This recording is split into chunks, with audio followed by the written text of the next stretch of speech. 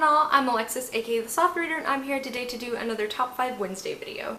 Top 5 Wednesday is hosted by Thoughts on Tome, so I will leave her channel as well as the Goodreads group down below so you can see where we post all the topics and links. This week's topic is the top 5 books that we read because of Booktube or book bloggers or the internet book community in general.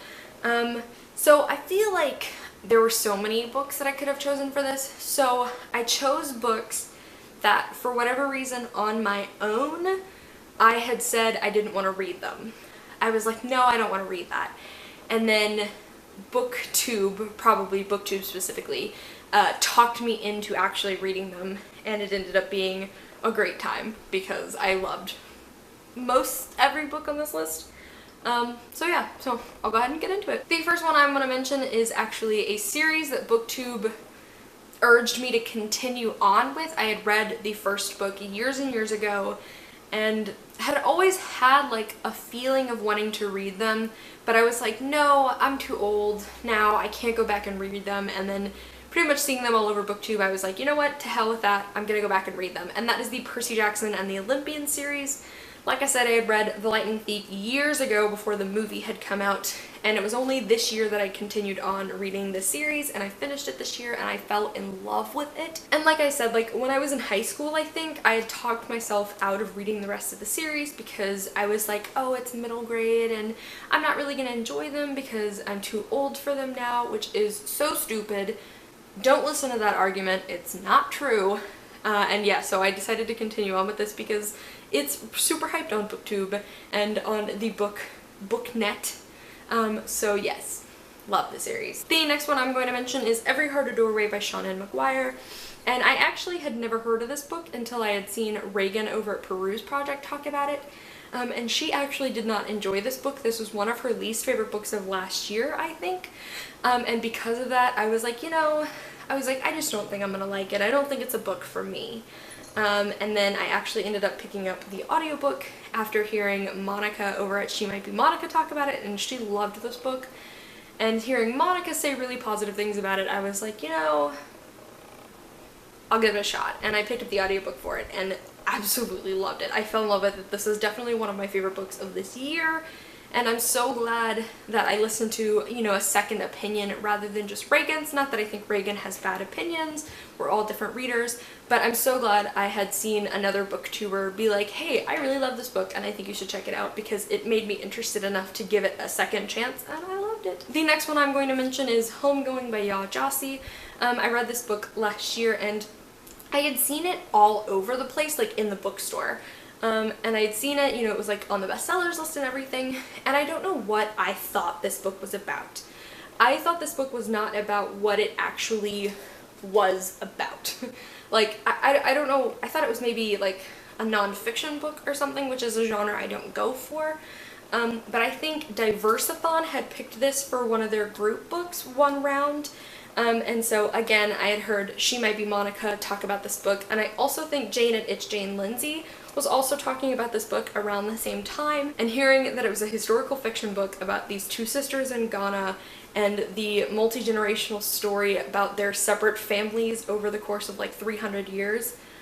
I was like, what? I was like, why was I not immediately interested in this book? And so I picked it up and I read it, and I'm so glad I did because I loved it. The next one I'm going to mention is To All the Boys I Loved Before by Jenny Han, which I know you guys are thinking, but Alexis, you love this series. Yes, I do. I'm trash for the series. And it's so funny because for the longest time I thought I wouldn't like this series. I have heard so many people describe this book as really, really cute. And so everybody had said this book was so cute and fluffy and, you know, is so sweet. And so I guess I always assumed that this book was going to be really immature, was going to be a romance on the younger side of the YA genre, which there's nothing wrong with that. But I just had always gotten it in my head that I wouldn't like this book. That, oh, it's cute, but that's not really my thing. And this book, this series is so much more than that. Like, this book series deals with so many important topics for people of this age, and I feel like people gloss over those things in favor of how cute the book is, but it's like, this book is so much more than that, and I'm so glad I picked it up on audiobook on a whim. I was just like, you know what, to heck with it. People on Booktube love this series. I'll give it a shot. And I'm so glad I did because I love the series. This is one of my favorite books of the year. This is one of my all-time new favorite series, and so I'm so thankful Booktube introduced me to the series because I had given up on it. And I love it. I love it so much. The next book I'm going to mention is My True Love Gave to Me, which is the 12 Holiday Stories anthology edited by Stephanie Perkins. This book, I, again, thought I would never like. For two reasons. One, I've gotten more into anthologies now, but for a long time I did not read short stories. I hated short stories. I thought short stories, you know, just didn't work for me.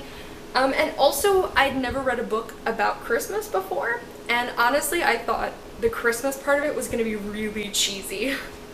I think because, you know, Christmas is so easy to get really cheesy with, especially I think here in the United States, where we're so fed Christmas of a particular variety every year starting in like November 1st.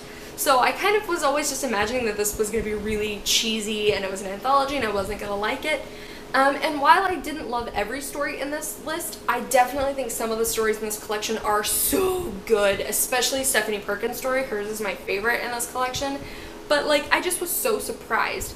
And I would never have picked this book up if I hadn't have seen it all over BookNet. Like, no way would I have picked this up on my own.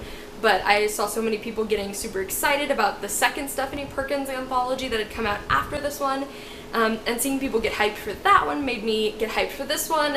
And I read it last Christmas and super enjoyed it. So thanks, Booktube. So those were all of the books that I had read because of Booktube. Like I said, I had narrowed down my list to books that I had previously talked myself out of reading, only for Booktube to talk me into reading them. I think there's a lot of books I could have chosen just because, you know, I had never heard of them before Booktube, but I thought this would be an easier way to narrow it down so I wasn't making like a list of 30 books. So yes, I would absolutely love to know what books you guys decided to start reading because of BookNet, Booktube. Extra double points if it's a book that I convinced you to read. And I'll see you guys soon with another video. Bye!